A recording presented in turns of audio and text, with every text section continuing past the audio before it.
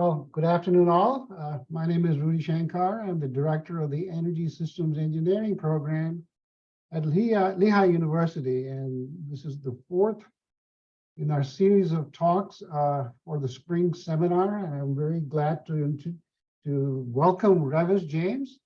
He's spoken to our class, our cohorts many times, and is very familiar to Lehigh, but definitely quite new to you, but you'll enjoy the talk he's going to present today. It's energy, technology, and policy. You know, as technologists, we sometimes are not completely aware of what the policy dictates are, and sometimes we make a big mess of it. So I think we have a speaker like Revis who's kind of dabbled so much in both areas, so he'd be a perfect person to talk about it. Let me introduce Revis. He was the Vice President of Policy Planning and Development at the NEI, Nuclear Energy Institute, responsible for development of policy positions affecting nuclear power. This scope included electricity market issues, used nuclear fuel, development of advanced nuclear power technologies, as well as financing and tax issues. Revis was responsible for managing NEI's relationship with key external stakeholder organizations and the financial community. Before that, Revis was for 23 years at Electric Power Research Institute, leading development of research strategy and several technology research programs. As director of the Energy Technology Assessment Center, Revis focused on strategic R&D priorities for the electric power industries. Prior to that, he led EPRI's long-term technology innovation program and also directed research programs for coal and gas generation, instrumentation and controls, human performance, and maintenance program optimization. Revis spent 2.5 years in Paris, France, and he was EPRI's representative there and leading a joint strategic research and development program between EPRI and EDF. He previously worked at Bechtel Power, Aaron Engineering, and Impel Corporation. Revis earned a Bachelor of Science degrees in nuclear engineering and electrical engineering and computer science, as well as a Master of Science degree in nuclear engineering, all from the University of California at Berkeley. So welcome, Revis. So before you start, I just wanted to remind you about what the rules are for on the ground. We'll have a presentation for roughly 1 hour from Revis, and then we'll have a Q&A session for 30 minutes after that. And I'd like the students to go first in asking questions, and then I'll open it up to the entire audience. Revis, you're on. All right, thanks, Ramesh. Let me briefly switch screens here, folks, so I can put the presentation on. And actually, before I do that, I'll just apologize. I'm a little more informal, perhaps, than some of you may remember. I'm in Scottsdale, Arizona at spring training, so that's the baseball background and everything. So let me just get our presentation in place and we can start the process. Bear with me. Okay. Okay, so we should have the presentation on screen. Ramesh, can you confirm that? Okay, thanks. So, thank you. Well, first of all, thanks everybody for being here. Let me just add a little bit of background I think will be helpful in terms of getting value out of the presentation.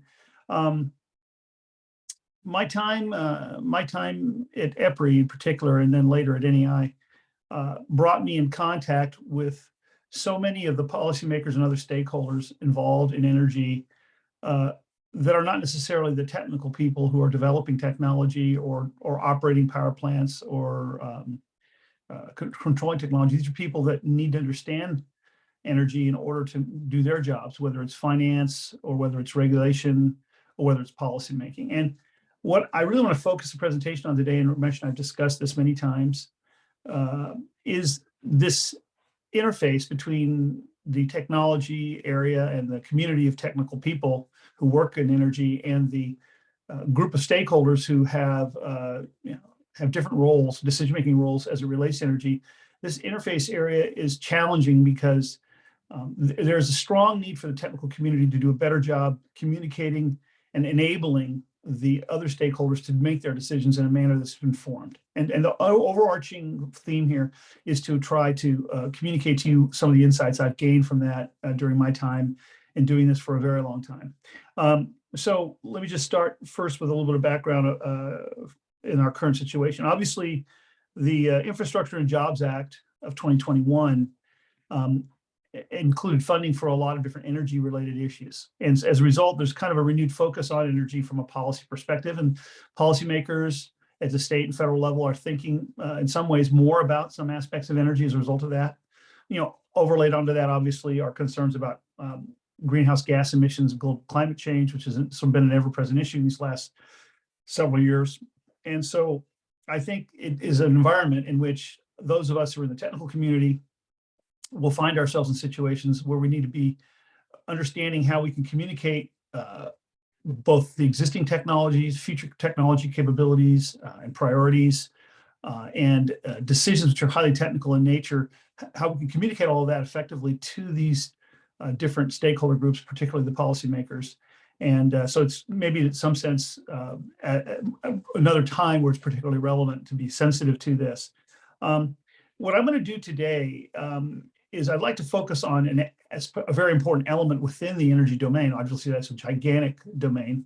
I want to focus on the electric power sector, and in particular on power generation.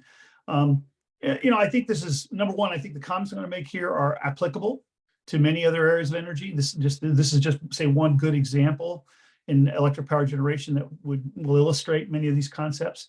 A second, I think our economy has evolved to where we are steadily becoming more electricity intensive for many reasons. The nature of the composition of our economy has driven that. Desire to control environmental impacts are more easily met by electrifying and then controlling the environmental impacts of electricity. That's a very efficient pathway for implementing many of our environmental goals. So that's why I'm kind of focusing on that area a little bit more. During the presentation, I may say electric power generation portfolio. I might say generation asset mix. I might say generation portfolio. These are all terms which are sort of interchangeable. At least I'm going to use them as somewhat interchangeable for purposes of today. And they are a reference to the suite of different existing power generation assets that we have physically, all the power plants and related infrastructure we have. And it's also a reference to the suite of technologies we can use today, and what we use to produce electricity, and this problem of what this suite is and how you determine what your actual portfolio is going to be is at the heart of the challenges and decision-making issues that many of the stakeholders face, particularly the policymakers. Okay, so with that background here and that sort of philosophy of how can we help the policymakers make more informed decisions, let's move on. So I want to use an analogy here. And again, I'm using this analogy to illustrate really the perspective, like you shift your perspective a little bit, not think of yourself from an engineering perspective or a science perspective, but think what it's like if you're in a policymaker role. And, like I was in Washington, D.C. for quite a few years, and you might be a congressperson or a senator, and you have a parade of experts coming through your office at various times, all of whom are very informed and very knowledgeable and expert, and you're being told various things by these experts, and your challenge is to how to sort this out. And so let me employ this analogy to give you a sense of that. And I think once we have a sense of what these guys are dealing with, it'll help understand the rest of the presentation, I think. So let's just talk about our own individual health as an example. We all have, a responsibility for our health, and we deal with that through medical care. We get treated, we get test results. We go to doctors, we get feedback about our health in these different, each medical discipline, could be any number of things, endocrinology, cardiovascular health, musculoskeletal health, neurological health, all different things. And you get a lot of information, a lot of quantitative information. We all have that. But what I think many of us can relate to is that despite the fact you get a detailed, in-depth expertise on all these individual areas, when it comes to integrating all that feedback into a holistic picture of what your health is and where you're going to prioritize life decisions about medication, about diet, about exercise, you as the patient are left to do that to a large extent. There isn't a sort of an integrator doctor you can go to that does that for you, not usually. that's very comparable to what policymakers are dealing with in energy policy. They have expert input on various areas: transmission, environmental impacts, economic impacts, technology opportunities, whatever. But when it comes to then integrating all of that and making informed, appropriately balanced decisions as it relates to policies or regulation, very challenging for them to do that. And they are left largely with that task on their own. There really aren't very many stakeholders in the technical community who cater to that.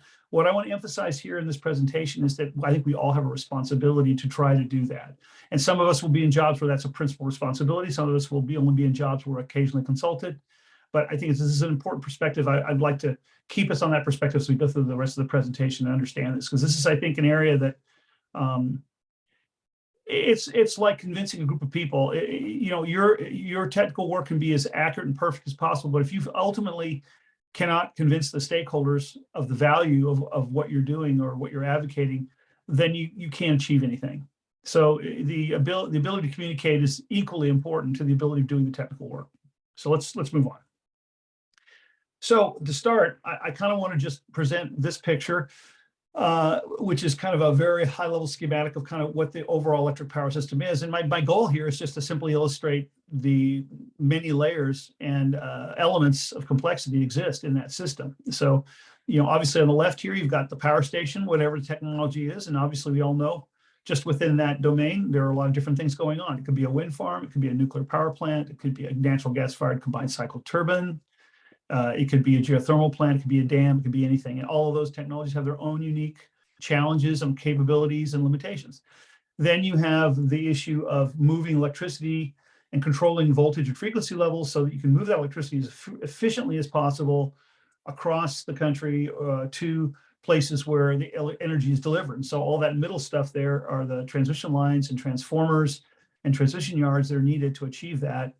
And ultimately, you have to deliver electricity at prescribed voltage levels to different types of customers: industrial customers, residential customers, commercial customers, each of which requires some different characteristics and capabilities. So you've got each of these areas on this chart contains a whole assortment of technology issues, opportunities and challenges, and regulatory requirements and so on. Policymakers and other stakeholders who care about electricity, say it's environmental advocates or say it's just your consumer, have to comprehend this at some level in order to understand decisions as it relates to rate making or regulation. And that's very challenging to do. So this just kind of gives you a sense of how much there is to understand. And even if we're focused on one area, like I'm going to focus on that left-hand side of the chart, there are external constraints created by the connection of any one of this part of this infrastructure to the other parts. Power plants operations are affected by the voltage and frequency control requirements that exist on the grid, for example. So this overview, I think, just kind of gives you a sense of complexity here, and just picture yourself in the role where you're not technically familiar with all the underlying details here. So you're trying to understand the significance of these things. It's very challenging. So just I want to point out a few things which I think are really important. Just basic ideas. And again, those of us who are technical know these things backwards and forwards, but again, other stakeholders don't necessarily understand that. The first thing is very basic. You've got to take a primary fuel and convert it into electricity, and that conversion entails a lot of technology, and you lose some energy, as we know. And a lot of the general public and the policymakers don't appreciate or even understand that that the conversion of primary fuel into electricity is not a perfect efficiency. There's losses there, and that those losses affect decision making as it relates to asset development, operations, and as we'll talk later, nuances of how you operate assets. For example, flexing the output of a power plant up and down reduces the efficiency. So the appreciation of that is an important variable. The other part is moving electricity from the generation source to the distribution. The transmission system has many challenges. Transmission efficiency varies as according to weather. The resilience of the transmission system is not the same everywhere. You lose certain assets at certain points. You can have a broader, more negative impact on the stability or security of the transmission system than in other parts. With distribution, stepping down the voltage to make it appropriate for whatever the final loads are, the challenge there primarily is there is so much of it we have so many individual points where electricity is consumed that the so-called last mile entails a vast network of distribution lines and power poles and small transformers. It's just the sheer size of that system presents some very big challenges. And of course, the fact that everything's interconnected, everything is dynamic. Voltage and currents are changing all the time according to Kirchhoff's laws throughout the network as a result of changing electricity consumption load. And that dynamic characteristic creates many, many challenges as it relates to both the security and stability of the system, as well as minimizing cost and minimizing environmental impact. If we had storage in our system to a large degree, we might be able to somewhat separate what is optimal for operating generating power from what's optimal in terms of when it's consumed. But unfortunately, the U.S. system really only has about 2 to 3% of the capacity of the system is matched by storage. So that essentially means we have a just-in-time system. And so this dynamic characteristic is a very, very important aspect of this. These key characteristics, while very basic to those of us in the engineering community, are major constraints, and a lot of the stakeholder community doesn't necessarily fully grasp the impact or significance of these things, or recognize how much these are drivers of so many engineering decisions that go into the system. So another perspective I also want to add to this as we start thinking about communicating with stakeholders and policymakers is there are some other pretty challenging aspects of this system. First thing is, I think we can all agree the electric system is essentially an essential infrastructure, and therefore has to be indefinitely available, sustainable, perform at levels that is needed. Managing an infrastructure essentially has to always be available, presents some unique challenges. Our water system might be another example of that, or even like our highway system. The United States distribution of goods and services principally through trucks and small short-range delivery vans. So the road system is essentially an essential infrastructure that has to always be available.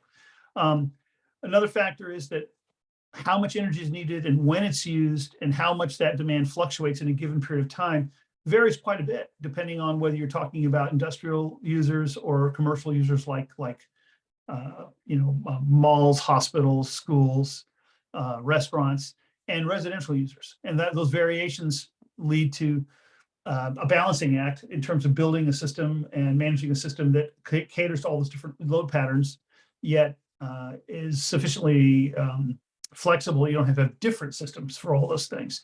And of course, geographical location, population concentrations versus sparse populations, weather conditions, terrain, all of these things play a major role in creating and managing this infrastructure. Again, all that variability, that non-uniformity is an important characteristic. A lot of times these stakeholders, the policymakers, don't really understand how impactful those variations are. Another factor is we have a lot of stakeholders who sort of compete with each other for the priorities they think are important. Some environmental advocates are very focused on the issues they're worried about and are less concerned about, say, the operational sustainability of a system that would optimally meet the environmental requirements they have. And then you have power, utility companies who mainly are concerned about simply availability. They want to make sure the lights stay on. And then you've got power markets and some regulators who want to see the cost minimized as much as possible. And so there are competing priorities which require making value judgments in terms of setting regulations and policies. As I said earlier, this real-time system management, that's another way of saying just-in-time electric power delivery. As soon as the light flips on somewhere, the frequency and voltage will drop unless the power output is increased. Oh, and I should add too, before we get past these sort of basic characteristics, the sensitivity of the transmission system is pretty high. The window in which voltage can vary above or below the target level, or frequency can vary above or below, is not a very big window. So you have to manage actively in order to prevent voltage from dropping too low or frequency from dropping too much. Otherwise, you can start to have outages. Another interesting factor, particularly important today, is another reason why this topic maybe is once again a little more relevant, is that we steadily moved towards a natural gas powered electric system over time for a lot of reasons. That gas is not now so much, but for quite a while there, it was very cheap compared to other fuels. It comparatively is a lot less environmentally impactful than coal, which was the dominant probably fuel source amongst all of them. So we have I think it's roughly 40% of our power generation is from natural gas. Well, natural gas is an interesting fuel in that it is used for primary energy and other applications, for residential heating, for some industrial applications. So when we get into a situation where either due to weather, due to demand, or due to a lack of availability of some asset, a fuel, like say a pipeline that's down, there's a competition that exists between these non-power applications for natural gas and the electricity applications, and decisions have to be made. That's complex. That entails multiple regulators, multiple organizations within the government at the state and federal level to coordinate. That's an added layer of complexity. That's probably more so today than it was, say, even 30 or 40 years ago. And last, but very important, although we have periods where electricity consumption doesn't necessarily grow rapidly or even grow at all, during the recession, for example, we didn't have real electricity consumption growth. In the long term, and I think that's the appropriate framework to think about when we're talking about the power system, since it has to be an indefinitely available and sustainable system. Long term means, multiple decades, a century. Power consumption just steadily grows, albeit at a slow rate. Even a 2% growth rate long term compounds pretty rapidly. And it's essentially proportional to population in the broadest sense. That long-term growth of consumption and it's sort of the compounding effect creates needs for new assets, more transmission capacity, more generation capacity. That's very challenging to make decisions. Well, how are we going to achieve meeting those new needs? What's the best way to do that? Best entails environmentally best, economically best, and technologically best. And so tough questions to answer, and therefore tough questions for policymakers and other decision makers who are, making decisions that will impact and shape the electric sector. So a lot of challenges. Just another aspect here that I want to lay on top of this, and I think as we go through this, you can appreciate if you put yourself again in the situation of, say, a state senator or assembly person or a congressperson at the federal level. This is an awful lot of complexity to be trying to comprehend. So you can then distill it down to some key priorities on which you're going to then take a position relating to legislation or support of a particular policy, like the EPA's policies, for example. Very complicated. Well, yet another layer of complexity here that I think is important to recognize is that there are a lot of stakeholders in terms of who owns what or who controls what. Most of the physical assets are owned by utility companies, which is mostly investor-owned utilities, and that is creates a certain dynamic for business management behavior because they're investor-owned, and some government-owned asset utilities such as TVA, and cooperatives. The cooperatives are interesting because while in terms of total amount of assets, they may not represent the majority fraction, geographically they represent most of the country. So in some sense, they touch more states and more communities than probably any other subset of utility companies. So all the utility companies are worried about the physical assets. How do we pick what we're going to build next? How do we maintain what we have? How long do we keep trying to maintain it versus replace it? Of course, the employment and training of all of the staff that does all that, that's their priority, that's their driver. But you also have markets. You have desire to reduce electricity costs to consumers. So going all the way back to the early 90s, we made wholesale electricity deregulated, which allowed markets to exist. So now we have markets that are, power plants are putting their power on the market for sale, and there are market system operators that regulate those markets, operate those markets. They're driven by, economic considerations, and they are separate organizations. And then you have, of course, regulators. You have FERC, you have reliability organizations like the National Electricity Reliability Council, NERC, who provide guidance to sort of a pseudo government organization that provide guidance on what we need to do to make sure the system is stable and available. The term, I've used the term security a few times in this presentation. And for those of you who may not be familiar with transmission systems, that term in transmission system sense means the system is how likely it is to have, partial or total blackout. System security, the better it is, the less likely that is to occur at a small scale or larger scale. So obviously a very high priority. All these different stakeholders are trying to make sure these things happen. Now, on top of that, you have state agencies and federal agencies, like EPA would be an obvious one, who are implementing rules and regulations related to environmental impacts and public health impacts, and assets, systems, decisions, operational decisions are influenced by those rules. So a lot of different organizations that represent stakeholders in terms of how the system is operated and developed that policymakers have to understand in order to understand any potential modification or creation of policies. So I wanted, again, just in terms of, as we go through I'll refer to as the shock and awe phase of the presentation. This is another perspective that just looks at the system's reliability. I would maybe even retitle the slide system security.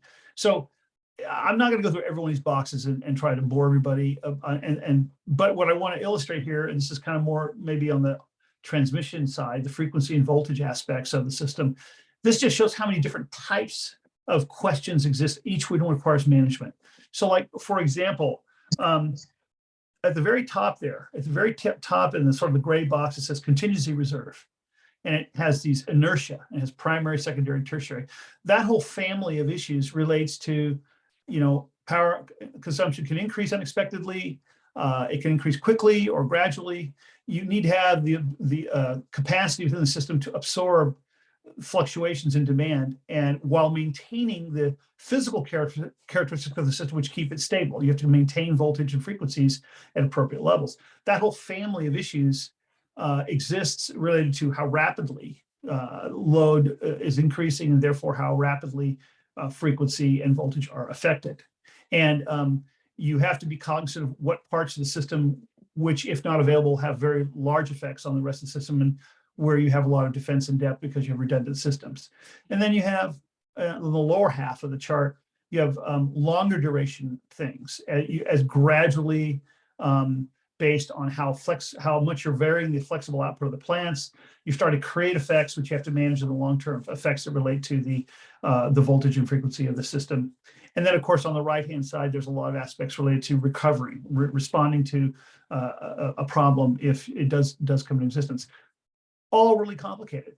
And all of these things this whole chart is about, I would say, operational considerations that influence power plant operation selection and asset investments, and influence how the transmission system is regulated and operated, and how assets are developed, where we build new lines. Really complicated to understand this too, in addition to all these stakeholders and all these other sort of intrinsic characteristics of the overall electricity system I was mentioning earlier. So let me just move on a little bit past this. So I had a couple of animations, but I don't think that's really central to this. So another important thing to understand here is how these different organizations that play a role in the system's operation and investment in assets that are developed, who talks to whom, what's the relationship? So you have the utilities at the top, as I sort of depicted earlier, they own a lot of the assets. And through markets, and through talking to different stakeholder groups, whether it's technology advocates or environmental advocates or economic advocates, they talk with the private sector about those things and exchange information and priorities. They also, from the public sector on the right, they are regulated and they have to ask permission when they want to make investments in assets, change rates. And so there's a connection there, a feedback loop from the public sector. And the public and the private sector communicate through advocacy, lobbying groups. Like I was with the Nuclear Energy Institute, which is an advocate for nuclear power. So NEI would make issues about why they think nuclear power is important, and that would go to the public sector, and that would influence their perspectives on legislation, policymaking, and so on. So you have to understand these relationships and how priorities from different stakeholders are injected into the overall management of the electric power system if you are a person who's in a position of making decisions about regulation or making decisions about investment or making decisions about legislation. And yet another layer of complexity there that has to be understood. So obviously what I'm doing here, I'll pause. I'm sure this is maybe a little bit breathless here as we go through all these layers. This sets the table for a point I'm going to be trying to make here in those latter slides about how we as a technical community have to figure out a way to not neglect some of these aspects. They're all important, but reduce it appropriately, not over reduce it, not oversimplify, but reduce it enough that we can create a framework where we can have discussions and where we can inform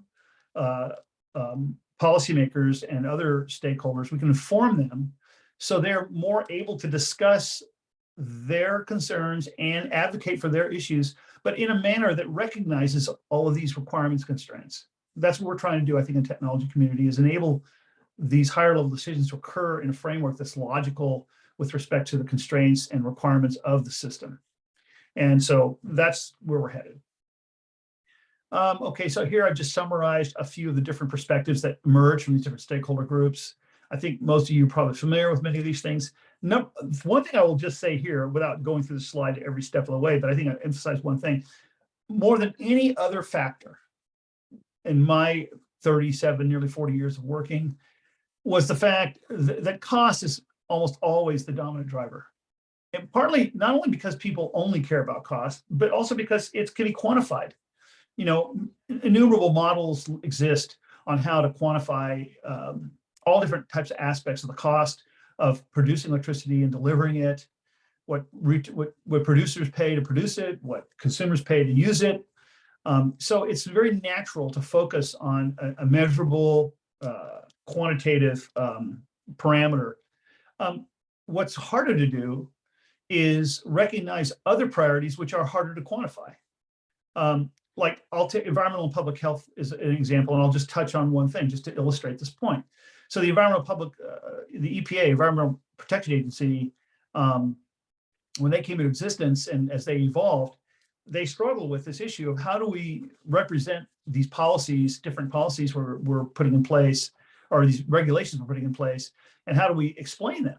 And so one of the things they did is they tried to translate environmental impacts into economic impacts, essentially the health costs of negative health effects on the public.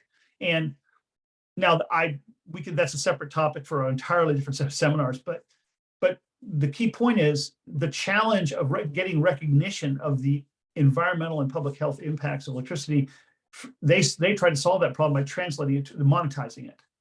But whether that was a good decision or not, it illustrates the point that these other value dimensions in looking at decisions around energy in general, and particularly around electricity and electric power production, are challenging when you don't have an immediate obvious metric to use like cost.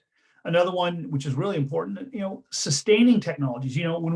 Whatever we do in terms of the mix of technology we use to produce electricity, regardless of what assets we invest in, like whether Duke or TVA decide to build a plant of this type or that type, whether we decide to rely more on transmission to move power from existing plants around instead of building more power plants, all of those questions require that you think about long-term, will the resulting system be sustainable? Will we have the people, and can we train people? Will it require an unusual level of cost or expertise to operate? All of those natural questions around the long-term sustainability of the system are very important, but there isn't really a number you can focus on to evaluate a decision in terms of that particular aspect. Yet it's a very important requirement. So that's another challenge here in terms of capturing that. And so what's happened as a result is, the power system in general, and in particular the portfolio of generation technologies and actual power plants we have, has kind of organically evolved. Oftentimes the plants that are built have to do with, at the time, what's feasible to be built, and from a cost standpoint, what types of plants you can site and what locations, what jurisdictions being built in. There are a lot of sort of, I'd say, tactical kinds of drivers. again, as I said, previous slide, what I really want to communicate here is that I'm of course stating an ideal here, but the goal we want to drive at as a technology community, and particularly those of you who are students or as you choose careers and make your way forward, we want to enable as much as possible achievement of a holistic way to look at these different competing priorities so that we have a better chance of getting well-informed policymaking, well-informed regulation. You can't control that directly, and it shouldn't be controlled by technology only, but we want to basically inform that process as well as we can. We have to understand these issues and help these people understand these other issues that don't translate to quantitative metrics that easily. Okay, so this slide I just outlined how how policy really in practical terms comes into this situation, and I guess what I really will do is just touch on one thing here. You've kind of got, I mean, this is a pretty big simplification, but I think this is a good starting point to think about this. Obviously, there are many layers of policy. A lot of policies that relate to finance and investment have impacts on the power sector. So a lot of nuances here, but I think two big drivers in this policy space as it relates to energy and particularly electricity is, number one, when do we make an investment in building new generation assets, new power plants, and what technology do we choose, and who makes those decisions? That's a big one right there, because these things are incredibly expensive and a long time to build. And once you've got them, you're going to have them for decades. So it's a very big decision. And the other aspect is, in operating these things, what are the rules in which they have to operate? How are they regulated? And that is a whole nother umbrella of issues. I'd say those two domains are probably in particular really big pieces of how policy emerges. And so I think as we'll go forward here a little bit, one area in terms of thinking about how we communicate as a technology community to help decision makers is we can help utilities and how they interact with public utility commissions and state regulators in terms of understanding what the different aspects of value are in generation assets, both those things that are easily quantified and those that are less easily quantified, so that those decisions can be made with as informed as possible. Because again, as I said, once you make these decisions there, you can't pivot and change your mind very easily. So it's one of those kinds of decisions where you make a lot of due diligence before you make these decisions, and we can help with that. The second side, on the regulation side, is understanding all of the trade-offs, positive and negative, associated with different regulatory policies. And I'll illustrate that with just an example. A few years ago, it's probably been now more over 10 years ago now. I don't remember the exact name of it, but at that time, EPA, as concern about greenhouse gas emissions were rising, the EPA wanted to limit coal generation. And so they proposed a rule which dealt with allowable greenhouse gas emissions in different parts of the country and from fossil assets in general. And it's not important to go into the rule in any great depth. What is important to understand is that there were some nuances and trade-offs in that rule that weren't immediately apparent. And it took a lot of time and I think the technology community had a lot to do with this, to make those trade-offs apparent. What was interesting was that the rules tended to be very focused on individual assets. And so an individual power plant, framing the regulation in those terms. An unintended consequence was that if the policy had been implemented exactly as proposed, that in aggregate, when you implemented those policies across certain areas of the country, you might actually adversely affect the overall generation mix in terms of how much greenhouse gas emissions would be emitted. Because the rules initially didn't conceptualize what the collective effect would be on electricity consumption and the operation of other types of power plants when these rules were implemented individually at different assets. So there's understanding the trade-offs associated with regulatory policy is very important. And again, the technology community can help with that, can help with informing that, so that all the different opportunities and costs are apparent. When I say cost, I don't mean just dollars, but other costs, reliability cost, environmental impact, whatever it might be. Okay, so that's kind of maybe where the rubber hits the road and how policy really gets done and where we as a technology community can maybe have some influence.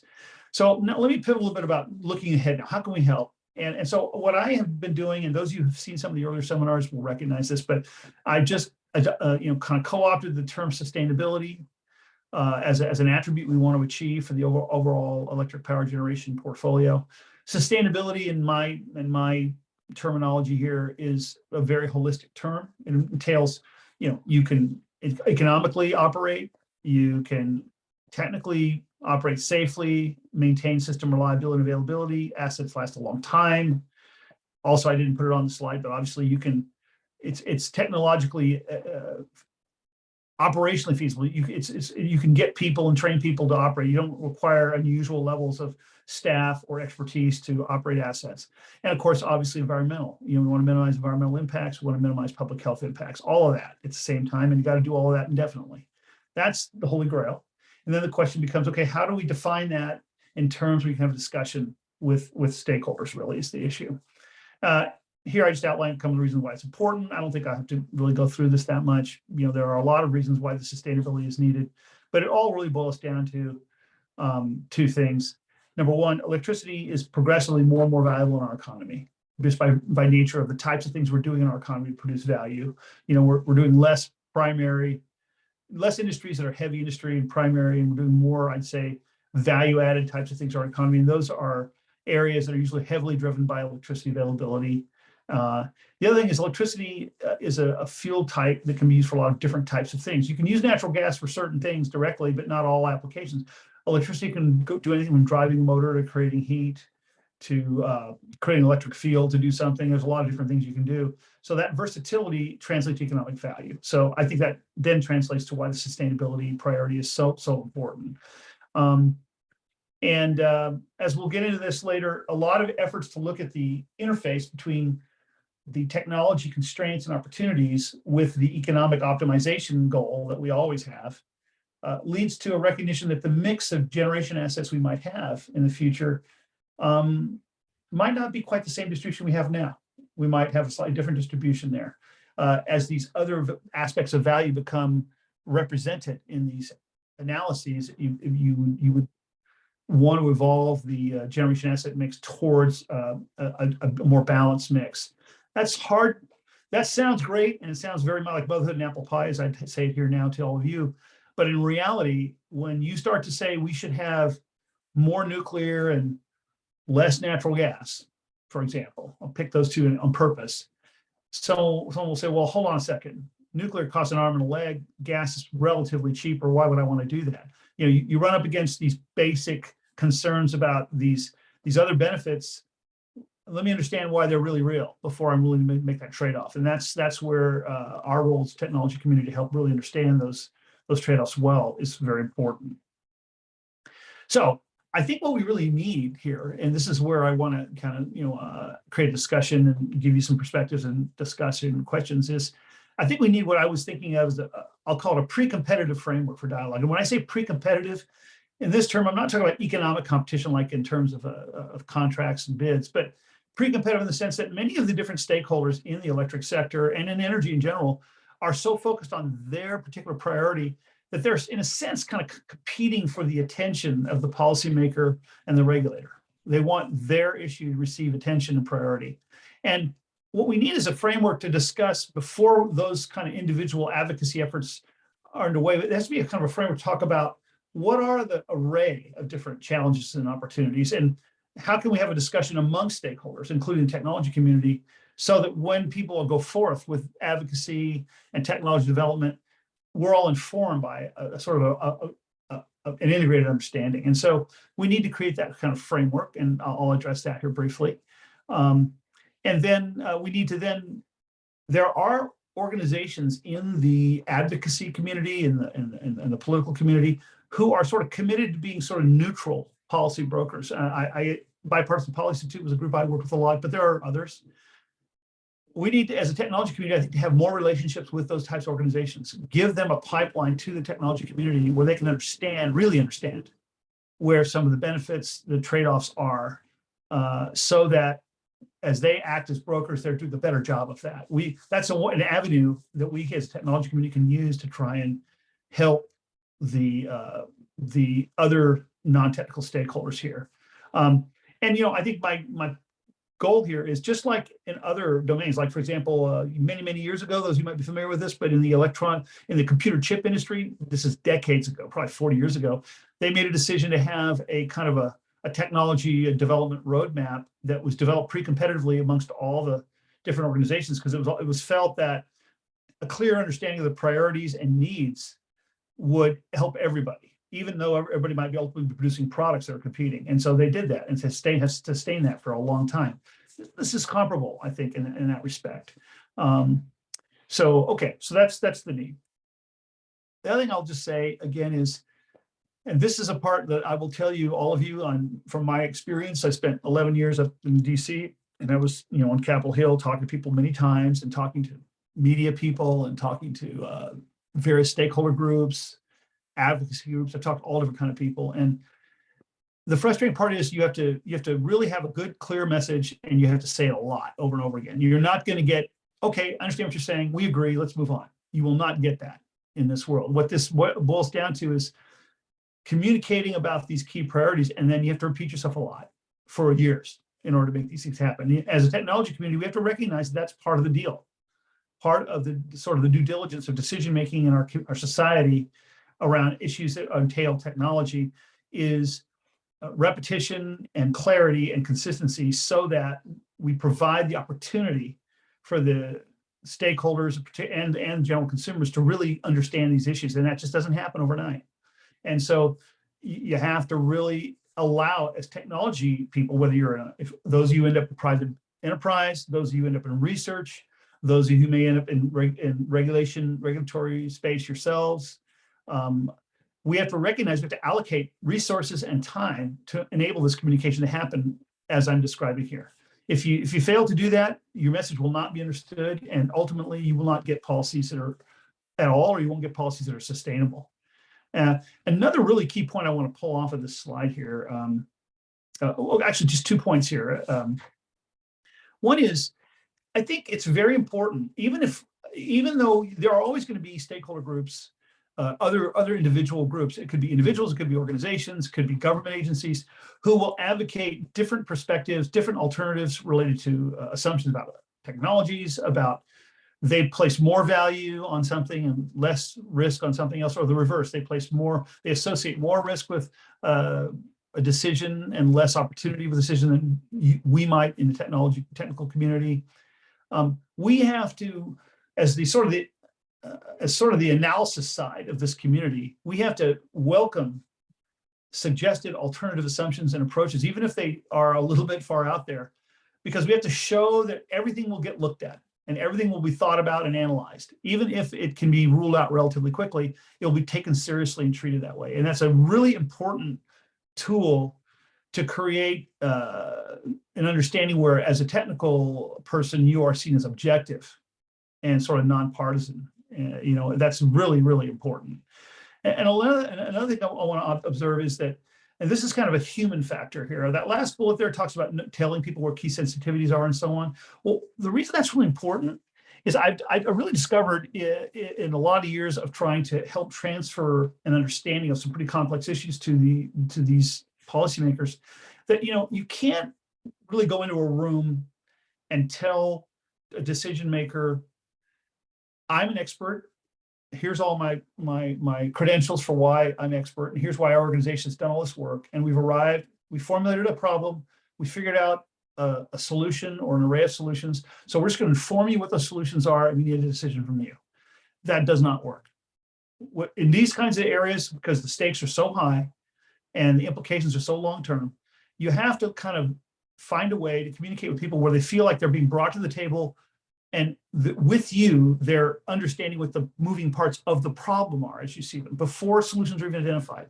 Then when you want to present your integration and conclusion as it relates to solutions, what types of generation portfolio balance we need, what types of operational practices we need, whatever it is, they will understand that because they have an understanding of the challenge, constraints, and competing priorities implicit in the problem itself.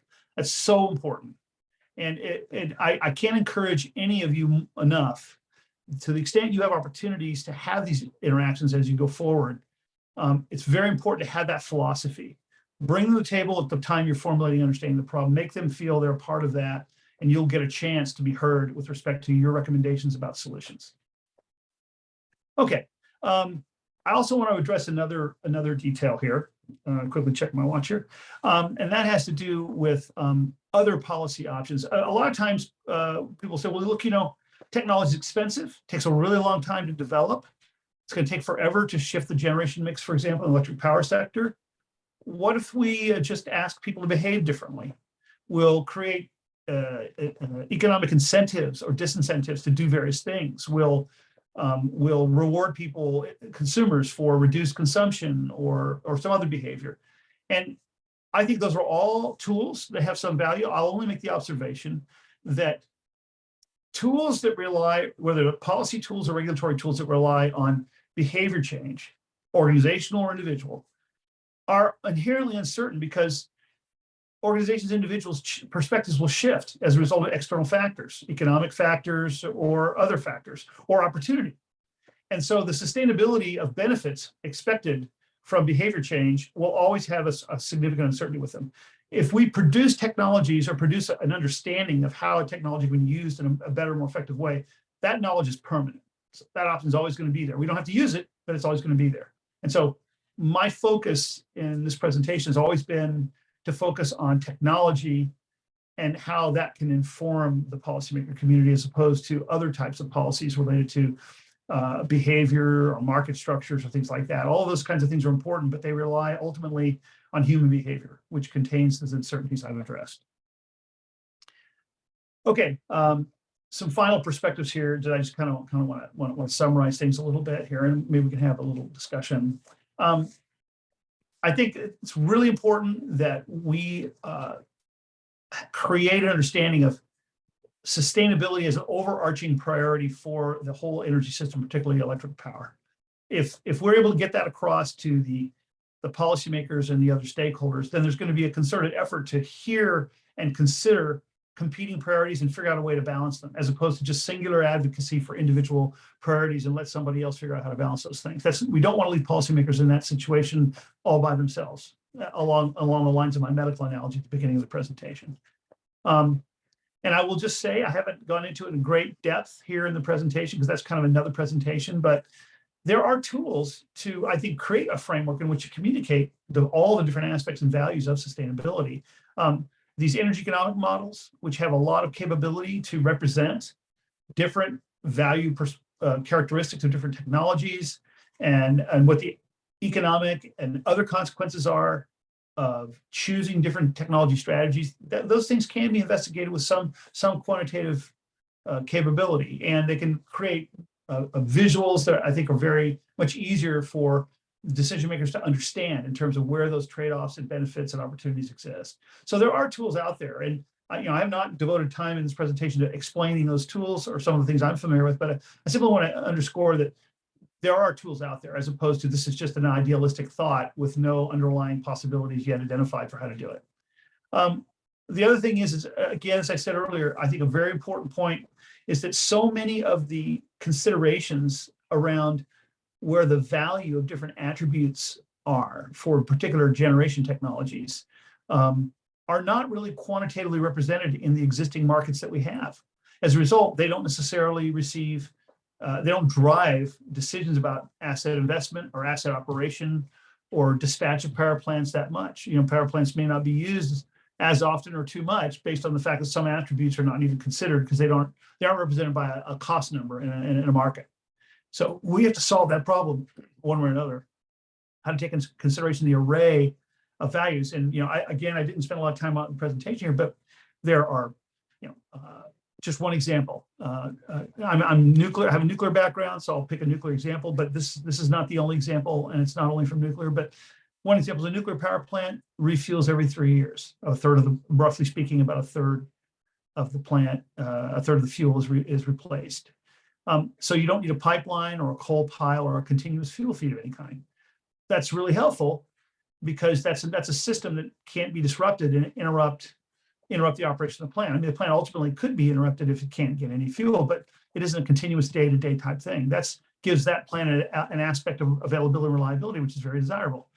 Tends to make the plant less susceptible to weather, extreme weather conditions, because it doesn't have this fuel supply system that's susceptible to the effects of those things.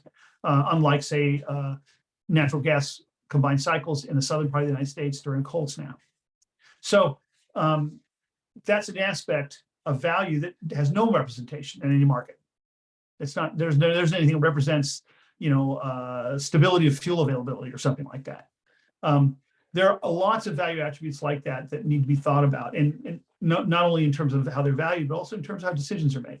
Other thing, like I said, is changing conditions, environmental priorities, political conditions. It's a reality.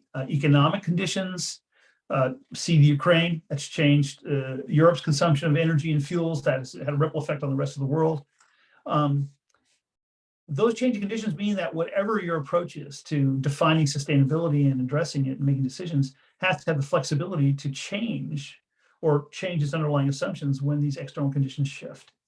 And that's a really important consideration in terms of how we as a technology community think about problem solving and set up frameworks to communicate the overarching set of competing priorities when we're communicating with policymakers and other stakeholders.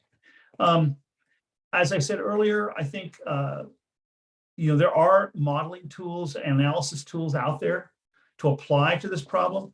The one thing I'll just make an observation about those types of tools, like these energy economic models, is that it's not just that you can create a computer model and you can calculate some things and you can do sensitivity studies and you can do trending analyses and you can do scenario analysis, all incredibly valuable. But also, this gets back to reaching consensus on decisions. When you're making decisions in an area where there are competing priorities and competing groups advocating for those priorities, you have to have some kind of observability around key assumptions and around key sensitivities so that the competing groups can understand why a balancing decision is needed in terms of a policy or a regulation. You have to make those things observable in order to achieve that. Well, modeling and analysis methodologies that bring observability are highly valuable for that reason. And just to summarize in a nutshell, enabling policymakers to grapple with this problem of how do we get sustainability writ large, the holistic definition I provided earlier, is very, very, very important. And the extent to which we as a technology community help that happen, we're going to be a lot more effective in terms of bringing technology into use, and also in terms of creating a technology mix that really works. So I want to stop right there, and maybe we could have some discussion. Okay, wow, thank you, Revis. You will not make a good professor because you kept within your time budget so well. So here we are. And so, as I had mentioned before, I want to open the floor to students to ask questions. I think Revis brought up a whole bunch of very interesting points. So students, please unmute yourself, introduce yourself, and ask the questions that you want to ask.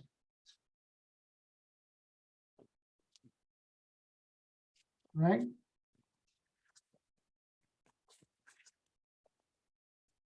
Questions from students? Hi, my name is Alexander Gardner. I'm a student with the ESE program. I really liked what you talked about at the beginning in terms of needing like an interface between the engineers and the people writing and making the policy. And I was wondering, that's something I would be interested in. So I was wondering, where do you think the best place for like a recent graduate who wants to do that sort of thing would be? Would it be to work with like a regulatory authority? Would it be to go look for work with a utility? Or what do you think about that? Okay, great question. Well, first of all, Alexander, let me just say, I don't know if there's a singular answer. I don't want to suggest to you that my answer is the only answer, but I'll give you my perspective. It is my opinion that I think it's going to be much easier to make your way into a place where you're going to be having these dialogues and maybe having an opportunity to inform and influence if you first have some kind of you have some deep experience somewhere in something. I mean, not very rarely can any of us understand everything. I'm a generation guy. I talked a lot about transmission distribution, but truth is I'm not a T&D guy. Ramesh is an electrical engineer. He knows a lot more about that stuff than me. But if you have some deep expertise, establish credibility, then you can then usually get opportunities to then be given you can reach a point of credibility where you can give opportunities to then start to have that dialogue. In my own case, I went through engineering, design and construction organizations to do that. That's how that pathway played for me. I did that. Then I ended up going to research with EPRI, and through EPRI, I started to have that opportunity. Another pathway would be to work for a power company and then eventually get into regulatory affairs or licensing affairs. Another opportunity would be to work for a regulator. I know people who did that. The key, I think, is to get deep experience in something, establish credibility, leverage that credibility to be giving an opportunity, show your desire to move into this area where you're having this, you're part of this dialogue. That's the pathway. Some people go right away. They go into advocacy groups, like they'll go into, like there's an organization out there advocating for energy efficiency. There's organizations out there advocating for particular technologies, like many renewables type advocacy organizations. In my opinion, I think it's best to try and do something that's more technical first, then go to those places if you want to be part of the dialogue from that side of the equation, rather than go right away to those things. Because you need to have that, all that complexity I was describing earlier. I think it's important to have a pretty decent grasp of that, so then you can make a cogent case for the things you're addressing when you do get into the dialogue with policymakers later. So those are my perspectives there. Good. Thank you. Questions? for Can I Revis? add something to that, sir? Sure. I would also suggest that you join a professional organization, like if you're an electrical engineer, IEEE, if Yeah. you're a mechanical engineer, you're a mechanical engineering professional, you will get to meet and interface with and exchange experts across the spectrum of that industry that will enhance your ability to analyze what's going on in your industry and make contributions down the road. 100% agree with that. Good advice, Jim. Thank you. Questions for Revis?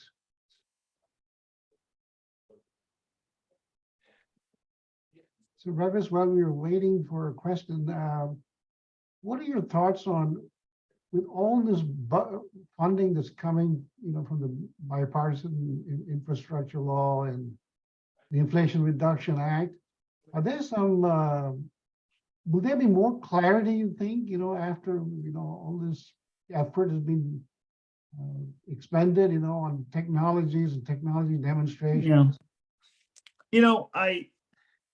Candidly, Ramesh, I think in the framework of what I'm talking about in this presentation, understanding all these competing priorities and so on, and creating a holistic view so that these policies are more well-informed, I don't think this bill is going to do a lot for that. And the reason I don't think so, and I cannot claim that I've read the all 1,500 pages or whatever, however long it was, but the bill really focuses a lot on financing. There's a lot of the energy related areas are providing money or loan opportunities which allow the development of technology in areas that are viewed as valuable, whether it relates to climate change or whatever. That's important and good. And I think it's a very important role. I'm not minimizing the value of doing those things, but it still leaves the decisions about generation portfolio mix, about philosophy, about operation, about long-term strategies for the power sector. It leaves those kind of unaddressed. What it really does is it says, we're going to create some more opportunity for technology areas that have been relatively neglected or should have been accelerated. And so I think it's a little bit, I would say it's a step, but it probably doesn't go entirely to this holistic sustainability, how do we communicate a question that I was trying to get to in the presentation. All right, any questions from students? I'm going to open it up to the general audience. Questions for Revis? I have a quick question. Hi, I'm Ava Hudson. I'm also an ESE student. Thank you so much for your presentation. I was wondering what the preparation kind of looks like for, when we're changing out, if it's going to be Republicans or Democrats in office, like how big of an impact that has and how much preparation might go into that, or, are you always kind of preparing your communication and stuff for both sides? Mm-hmm.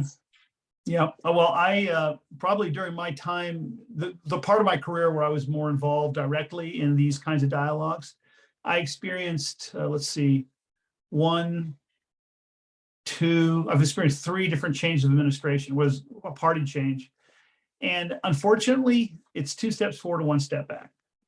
What tends to happen is the staff, I mean, Congress, the entire Congress, all the Congress people, however many that is, 435 of them, turn over every 2 years, and they bring their staffs and new people. There are a few veterans, but there are a lot of younger people in those staffs. So there's a lot of re-education that takes place. So you do live in a world where I think this is kind of goes back to my communication slide where I mentioned that there's a lot of patience because one has to be repetitive. You have to enable these groups to relearn some issues or hear some issues, and got to be kind of patient, because you're going to have to tell people who didn't get to hear what you said 2 years ago again.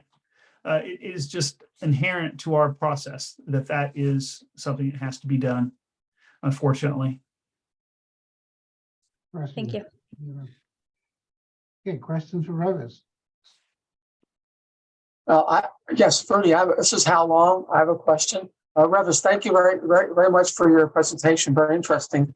You didn't mention explicitly at all renewables or climate change, and I'm wondering if that was on purpose.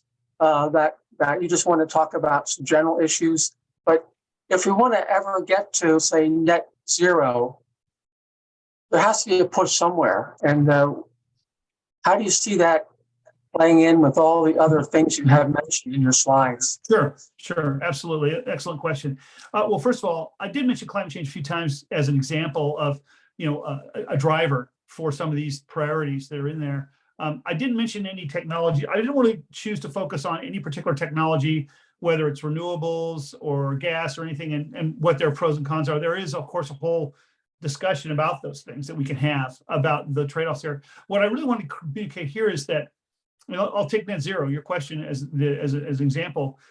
If you want to get to net zero, I mean, let's just a thought experiment. If cost is, let's say, no object, we don't care how much anybody has to pay for electricity, there are certain options available to do that. If we were willing to accept, say, interruptions in electricity service of varying durations, that would open up options. But obviously, the reality is we have a mixture of requirements we want. We all want a certain amount of cost control. We want reliability and availability. Usually, it's pretty high standard there. We want a certain amount of minimizing environmental impacts, but we also don't want it. The greenhouse gas issue is overarching. So this kind of fits into my narrative that there is a series of, you want to achieve these goals, and you have to make some trade-offs in specific areas in order to get to those goals. And so what the real question is, what is the mix of, just to go to generation, what is the mix of electric generation technologies that balance all those priorities best in terms, while achieving the goals that we want? I have my own opinions about that. I mean, I think I will just express an opinion. It's purely that. It's not better or worse. I think what we will end up practical terms doing is we will probably end up having, we're going to have a measure of nuclear power. We're going to have a lot of renewables. We're going to spend money for energy storage so we can have renewables that are decoupled from consumption. And we're going to pay more money for electricity so we can have that storage. And we will even end up, because of long-term growth, I predict in decades, 40, 50 years, we're going to see coal coming back, but much more expensive because we'll have a lot of capture technologies on that. That's what I think will happen. But there are a number of scenarios you construct that could get you to whatever your goal would be. And of course, I didn't go into technologies like building technology, making buildings and other infrastructures that consume energy less impactful in terms of emissions. That's another dimension, another lever to use. But I think the question of net zero fits into the narrative of the presentation in the sense that it is let's say, a policy goal that we have. And then the question becomes, how do we get to that goal while feeling that we have addressed the other requirements that we want at a satisfactory level, whether it's system reliability or whether it's cost or whatever. Thank you. Thank you. So let me read a question on the chat box from Joe Andrusani. former colleague of mine from graduate school. In one of your early slides, Revis, you list a number of constraints on the US electrical system.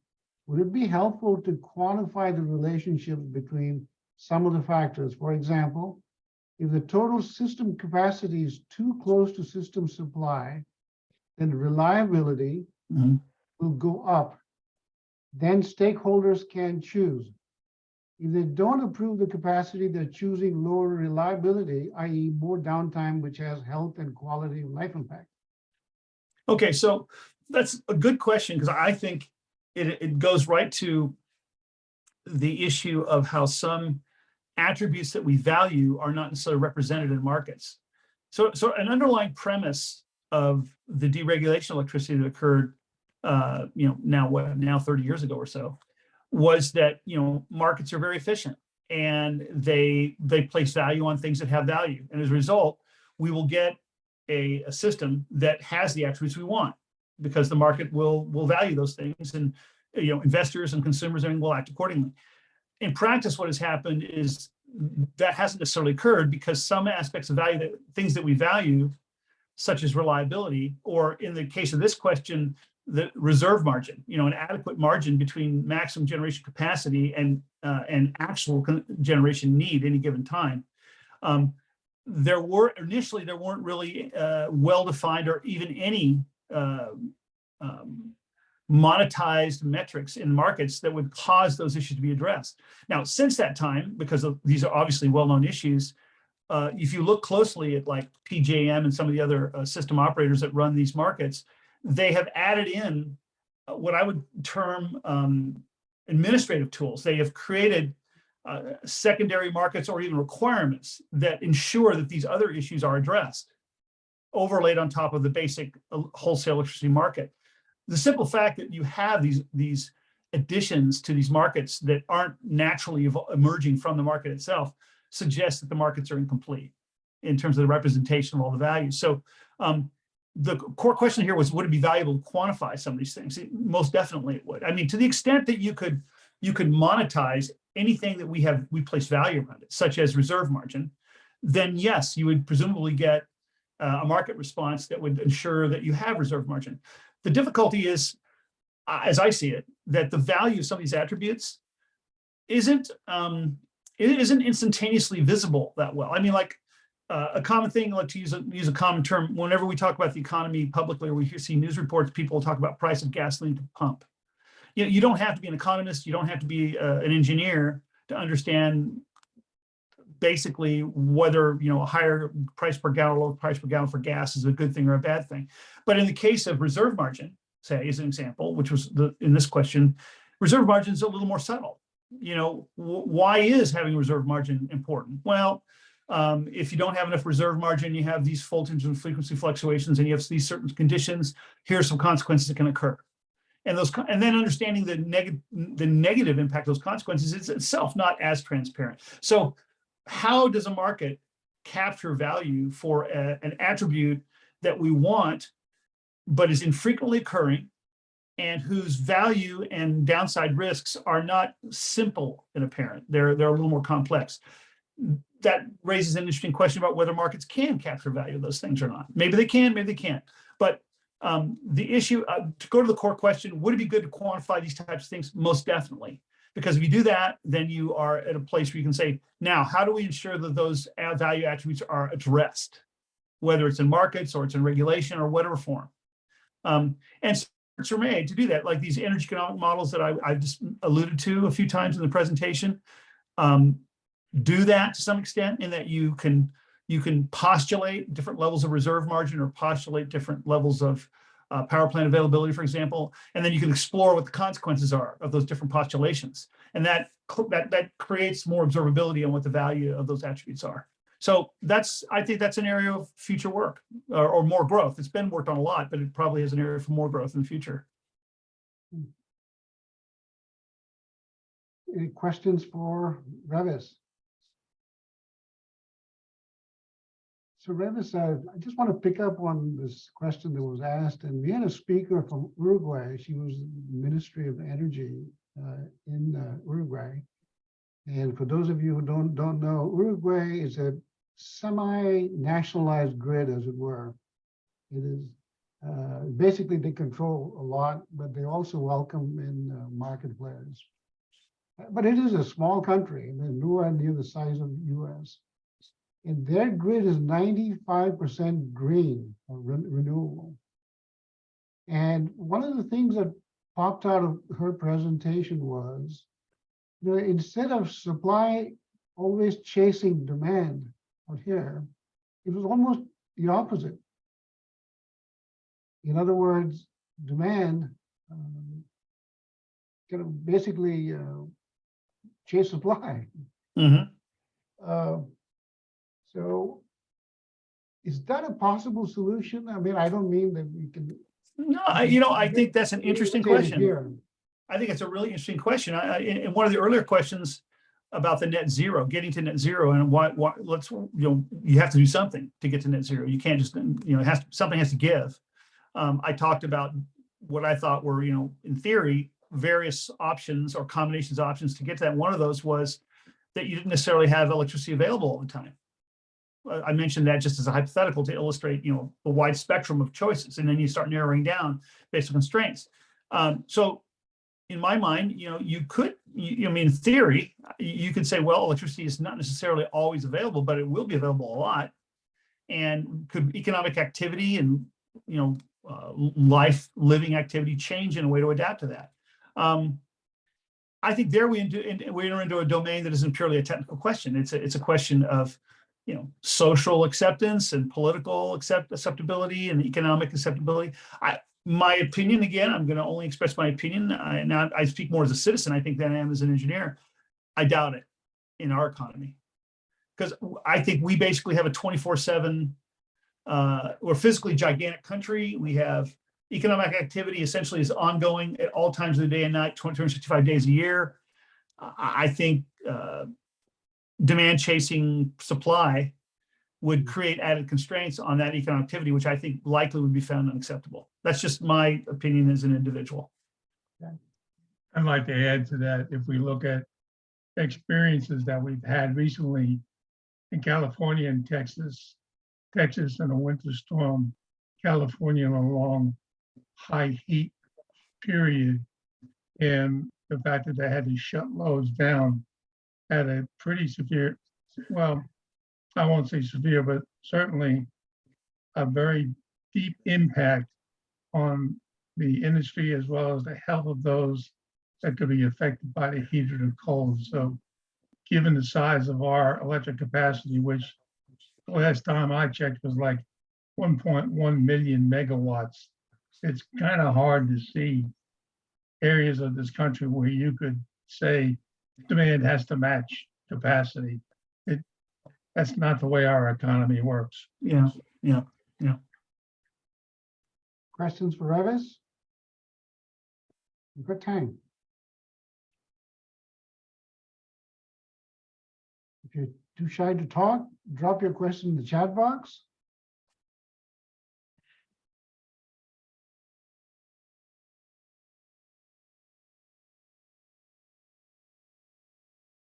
Questions for Revis, going once.